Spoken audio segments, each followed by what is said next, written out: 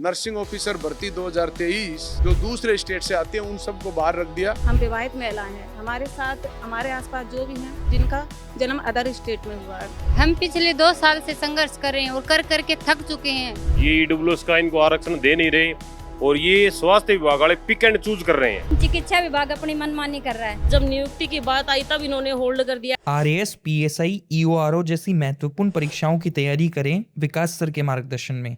आज ही डाउनलोड करें ceramic academy app. देखिए, ये नर्सिंग ऑफिसर भर्ती 2023 जिसमें इनको ईडब्ल्यूएस को शामिल नहीं किया गया और ईडब्ल्यूएस की विशेष करके बाहरी महिलाएं जो दूसरे स्टेट से आते हैं उन सबको बाहर रख दिया। उसको लेकर सभी जितनी है मेरी बहनें मेरे साथ खड़ी हैं, ये सब लोगों ने न्यायालय का दरवाज़ा खटखटाया। न्यायालय ने इनको सफलता मिली, इनको पात्र माना गया कि आप ईडब्ल्यूएस में शामिल किया जाए और इनको आप चयन करें। उसके बाद सरकार डीबी में गई, डीबी ने भी सरकार की अपील को खारिज कर दिया और इनको भर्ती में शामिल करने का किया। कुछ महिलाएं जयपुर जोधपुर कोर्ट से थी, कुछ महिलाएं जयपुर कोर्ट से हैं।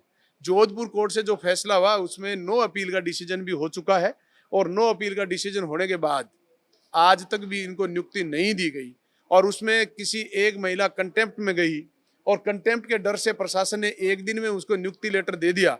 तो सेम ही मामला है, एक ही साथ डीबी का नो अपील का फैसला हो चुका है। तो उन सब महिलाएं जो वंचित हैं उनको नियुक्ति तुरंत प्रभाव से दी जाए, इस बारे में चर्चा करी गई और डायरेक्टर साहब ने हमें इस बात में सकारात्मक निश्चित रूप से उनको जल्दी हम नियुक्ति देंगे। दूसरी प्रकार की महिलाएं मेरे साथ जो हैं वो ये हैं कि इनको नियुक्ति चयन तो कर दिया गया और चयन करने के बाद इनका पोस्टिंग पद स्थापन करना शेष है। उसके लिए भी उनकी फाइल शायद मंत्री महोदय के पास पेंडिंग है। जल्दी हो सकता है, इनको डीबी में गए हैं तो भी इनका फैसला होगा और इनको नियुक्ति जल्दी दी जाएगी। आपने इस मुद्दे को लेकर विधानसभा जब सत्र चल रहा था तब इसे भी उठाया था? देखिए, मैं लगातार ये जितना मैं सीमा का हरियाणा बॉर्डर से आता हूँ और जो बॉर्डर का व्यक्ति है वहाँ सारी बहुएं जो हमें को मिलती हैं वो हरियाणा से मिलती हैं और हरियाणा बॉर्डर पे होने से इसका मतलब है कि हमें अगर हम घर सुखी रखना है, घर में हमें चैन से रहना है तो उनकी लड़ाई हमें हक से लड़नी पड़ती है। इसलिए उनकी लड़ाई मैं निश्चित रूप से लड़ता हूँ क्योंकि मैं समझता हूँ उनकी पीड़ा को। इसलिए विधानसभा में उठाया और हम सफलता आज जो खड़े हैं निश्चित रूप से सफलता की ओर खड़े हैं और ये इनको मैं इतना आश्वस्त कर सकता हूँ कि सरकार कहीं तक भी लड़े लेकिन हम सरकार से ऊपर जाके निश्चित रूप से लड़ेंगे। इनकी हर लड़ाई को हम हक और अधिकार के लिए लड़ेंगे। आज हमारी सकारात्मक मीटिंग रही है, निश्चित रूप से हो सकता है कि इनको जल्दी नियुक्ति मिल जाए। अगर नहीं मिली तो फिर विधानसभा आ रही है 20 तारीख को, फिर विधानसभा में इनकी पूरी ताकत से बात को रखें। जी, सबसे पहले मैं आपका आभार व्यक्त करना चाहूँगी जो आप हमारे बीच में आए, हमारी आवाज़ सभी तक पहुँचे। मेरा नाम रेखा है, वाइफ ऑफ पुष्पेंद्र सिंह, हाल में करौली निवासी। हमारा जन्म मध्य प्रदेश में हुआ है, राजस्थान में। हम विवाहित महिलाएं हैं, हमारे साथ हमारे आसपास जो भी हैं सभी विवाहित महिला खड़ी हैं जिनका जन्म अदर स्टेट में हुआ है। हमारा मेन मैटर है कि 2023 में 8 कैडर की जो भर्ती आई थी उसमें एएनएम पद पर ईडब्ल्यूएस कैटेगरी से हमने आवेदन किया था। तो हमारी डीबी हुई, डीबी में बुलाया गया, उसके बाद हमें पीबी में शामिल किया तो हमें ये विश्वास था कि हम सेलेक्ट हो गए, हमारी नौकरी लगने वाली है, काफ़ी खुश हो रहे थे। जब फाइनल लिस्ट आई तो हमें फाइनल लिस्ट से बाहर कर दिया गया।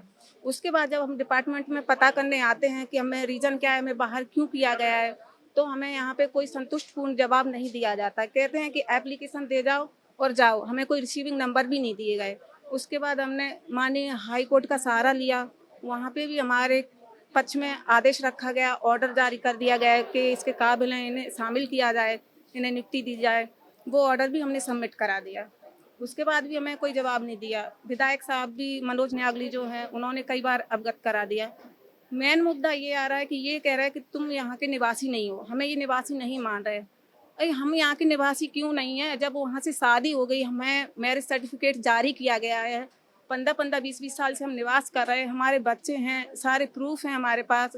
और मेन जो ईडब्ल्यूएस हमें जारी किया गया है वो सक्षम अधिकारी द्वारा जारी किया गया है। फिर कहते हैं कि तुम यहाँ के निवासी नहीं हो। अरे सरकार वोट लेने के लिए तो हमें यहाँ निवासी मानती है और नौकरी के लिए हमें निवासी नहीं मान रही। स्वास्थ्य विभाग के ही 2 पहलू हैं, परमानेंट नौकरी में हम यहाँ के निवासी नहीं है और एनएचएम में वो हमें ले रहे हैं, उसमें भर्ती कर रहे हैं। ये कहाँ का न्याय है?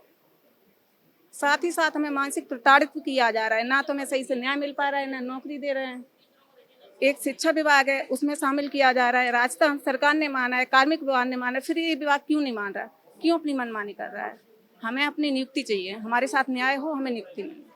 और तो 18 मार्च को जो लिस्ट निकली उसमें हमें इन्होंने शामिल कर लिया, और शामिल करने के बाद 4 जुलाई को वो रोजगार शामिल हुआ, उसमें भी हमें शामिल कर लिया। फिर ये डीवी में अपील क्यों कर रहे हैं? सब ये गलत साबित होते जा रहे हैं हर मुद्दे पे, फिर भी ये ज्वाइनिंग नहीं दे रहे हैं। सरकार से हमारी यही प्रार्थना है कि हमें जल्द से जल्द नियुक्ति दी जाए और हमें इसमें शामिल किया जाए। जो हमारा अधिकार है वो हमें दिलाएं। हम पिछले 2 साल से संघर्ष कर रहे हैं और कर करके थक चुके हैं, लेकिन सरकार है इसके कानों पर जू तक नहीं रेंग रही। हम हम स्वास्थ्य विभाग के चक्कर काट काट के थक चुके हैं। आते हैं, आपका हो जाएगा, प्रोसीजर चल रही है, कुछ दिन और वेट करो। हम वेट कर करके बिल्कुल थक चुके हैं। अब ये बोल रहे हैं कि पिता का मूल निवास यहाँ का राजस्थान का लेके आओ। अरे पिता का मूल निवास राजस्थान का होता तो हम हमारी कैटेगरी में ही तो होते, हम जनरल फाइट क्यों करते? हमें ईडब्ल्यूएस का लाभ अदर तो फील्ड में दे रहे हैं और ये अब बोलते हैं कि आपको नहीं दिया जाएगा। अब सब या तो राजस्थान में ये सरकार, हमारे कानून में भी समानता का अधिकार है। जब और क्षेत्र दे रहे हैं तो हमें वंचित क्यों रखा जा रहा है? अब हम पिता का जन्म कहाँ से लेके आए? ईडब्ल्यूएस का प्रमाण पत्र। हमारे जब शादी हो गई 20 साल पहले हमारी राजस्थान में, तो अब पिता के डॉक्यूमेंट्स में हमारा नाम कहाँ पाएगा? जब हम अदर स्टेट के, जबकि जो राजस्थान की लड़की है उसका राजस्थान में भी शादी हो जाती है ना, तो उसके पिता की जो है राशन कार्ड वगैरह जो भी डॉक्यूमेंट्स हैं उसमें से उसका नाम काट दिया जाता है। तो हम अदर स्टेट से हम कहाँ से लेके आए? लेकिन ये जो स्वास्थ्य विभाग है ना, इसने हमें बहुत परेशान कर रखा है। पिछले 2 सालों से हम पहले बोलते हैं आप कोर्ट केस लड़ो, कोर्ट केस भी लड़ते हैं, जीत जाते हैं, फिर भी ये नहीं देते, फिर डीवी भी जीत जाते हैं, फिर भी ये कहते हैं कि आपका प्रोसीजर चल रहा है, देख रहे हैं। अरे अब हम तो बिल्कुल घूम घूम के चक्कर काट काट के थक चुके हैं। लेकिन स्वास्थ्य विभाग की ना अभी तो नींद ही नहीं खुली है। इनको ये पता नहीं बच्चे चक्कर किस लिए काट रहे हैं, अब का हो जाएगा। जबकि इनको तो पूरा पूछा जाए डिटेल में तो इनको मैटर का भी पता नहीं है। आते हैं, हाँ जी आपका क्या मैटर है, हाँ जी आपका क्या मैटर है। बार बार हम तो मैटर बताते बताते भी थक चुके हैं। ये ईडब्ल्यूएस का इनको आरक्षण दे नहीं रहे और ये स्वास्थ्य विभाग वाले पिक एंड चूज कर रहे हैं। इसी मैटर पे, सेम मैटर पे एक लड़की को 5 दिन पहले ज्वाइनिंग दी है, इन लड़कियों को वंचित रख लिया है। सिर्फ अन्याय करें, पिक एंड चूज कर रहे हैं। जो इनको अच्छा लग रहा है उनको ले रहे हैं, बाकी सभी को चक्कर कटा रहे हैं। पिछले 2 साल से कोई सिंगल बेंच में जीता हुआ है, कोई डबल बेंच में, डीबी में हार चुके हैं, तो भी इनके कानों पे कोई जू नहीं रहनी चाहिए। जब भी आते हैं हमें 5-10 दिन का नाम लेके बहला फुसला के निकाल देते हैं यहाँ से। ये सर कभी तो पिता का ईडब्ल्यूएस मांग लेते हैं, कभी पति का मान लेते हैं, कभी पिता का किसी ने ईडब्ल्यूएस दे दिया उसको भी नहीं ले रहे। ये सभी को, किसी को नहीं ले रहे सर। चिकित्सा विभाग ने इस मैटर में नियुक्ति दे दी है, लेकिन चिकित्सा विभाग अपनी मनमानी कर रहा है। हमारी क्यों डीवी करवाई, क्यों प्रोविजनल लिस्ट में हमारा नाम दिया, फाइनल तक हमारा नाम दिया, उसके बाद 5 बार हमारे डीवी करवा चुके हैं, फिर भी अभी नियुक्ति नहीं है। और हम कोर्ट के चक्कर काट काट के कोर्ट से हमारा निर्णय हो गया, सिंगल का हो गया, डबल का हो गया, उसके बावजूद भी हमें नियुक्ति नहीं है। और हमें सरकार से यही विनती है कि हमें नियुक्ति दी जाए, किसी भी हाल में हमें नियुक्ति नहीं दी जाए। ये छोटे मोटे कागजात के लिए हमें चक्कर ना कटवाया जाए। एक बार में बता दिया जाए कि तुम्हारा इश्यू क्या है, और जो इश्यू ईडब्ल्यूएस का था वो इश्यू हमने दूर कर दिया कोर्ट से। हम जब भी हर बार आ रहे हैं, हर हफ्ते हर बार ये नया बिंदु लगा रहे हैं, बार बार अपने अपने तरीके से हमें बार बार कोर्ट में भेज रहे हैं। हम क्या, हमारी उम्र एक एज तक इनके बिंदुओं को ही क्लियर करते रहेंगे? इनको अपने बिंदु क्लियर करने थे तो भर्ती के टाइम जब विज्ञप्ति निकाली थी तब क्यों नहीं डाला इन्होंने? आज इश्यू नहीं होना चाहिए इनको। 4 साल हो गए, 2023 में ये भर्ती निकली थी और वेरिफिकेशन में ले लिया, लास्ट में ले लिया, जब नियुक्ति की बात आई तब इन्होंने होल्ड कर दिया। उसके बाद दोबारा से डॉक्यूमेंट वेरिफिकेशन किए, उसके बाद कह रहे हैं कि पिता का मूल निवास, ये पिता का मूल निवास होता है तो हम जिस कैटेगरी में हमारी शादी हुई, क्या हम उस कैटेगरी में बिलोंग नहीं करते? अगर मेरे हस्बैंड ओबीसी में है तो मैं ईडब्ल्यूएस क्यों लेती? मैं ओबीसी कैटेगरी में लगती और आज से 15 साल पहले जॉब मिल गई होती। मैं 15 साल से यहाँ राजस्थान में धक्के खा रही हूँ, या फिर मैं अपने स्टेट में रहती फिर, या फिर ये प्रॉपरली ये कह देना कोई राजस्थान में अदर स्टेट की शादी ना करके लाए, पढ़े लिखो क्यों ला रहे हैं? फिर ये इतने रईस तो हैं ही, फिर अपने हिसाब से गरीब बच्चियों को लाएं, फिर पालें उनको। इतनी औकात तो है नहीं इनकी। रोज भर्तियों को होल्ड करना, फिर लगाना। हम वकीलों के चक्कर काटे, कोर्टों के चक्कर काटे, और हर हफ्ते हम स्वास्थ्य भवन के काटे, हर हफ्ते फिर हम सीफू में काटे। सीफू वाले बोलते हैं स्वास्थ्य भवन में तुम्हारा काम हो रहा है, स्वास्थ्य भवन वाले बोलते हैं सीफू में हो रहा है। वो उसको आगे कर देता है फाइल, वो उसके आगे कर देता है। जितने भी विधायक हैं इनको किसी को कुछ काम नहीं करना है, हर किसी को ये ऐसे टरका रहे हैं एक दूसरे पे। इनको भर्तियां पता नहीं कितने सालों तक चलानी है। ऐसे करते करते हमारी नेक्स्ट एज भी है ना वो भी निकल जा रही है कि हम उस बात पे भी सोचने पे मजबूर हो गए हैं कि आगे हम फार्म भी भर पाएंगे या नहीं, और भरें तो भी हम ईडब्ल्यूएस से भरें या जर्नल से भरें। अब हमें वो भी सोचना पड़ेगा कि अब हम राजस्थान में भरें या हरियाणा में भरें, या फिर जो एमपी के वो एमपी में भरे या फिर यूपी में भरे। आज इतना मजबूर कर दिया, हमारे बच्चे शादी के लायक हो गए हैं, हमें ये समझ में नहीं आ रहा बच्चे प्राइवेट में भेजें या फिर हम सरकारी में भेजें। सरकारी में भेजें तो भी हम अब बच्चों से रेपुटेशन पूछते हैं, तुम्हारे माँ बाप क्या करते हैं, बाप भी कुछ नहीं करते और माएँ इनकी सीफू और स्वास्थ्य बोर्ड में धक्के खा रही हैं, कोर्टों में धक्के खा रही हैं, रोज वकील ढूंढ रही हैं। तांत्रिक व्यवस्था में कहा जाता है कि क्षेत्रवाद क्या होता है, ये उसका जीता जागता नमूना है। संविधान ये कहता है कि देश के किसी भी नागरिक के साथ जन्म स्थान के आधार पर आप भेदभाव नहीं करेंगे। आर्टिकल 14 और 16 और 21 इस बात को कह रही है।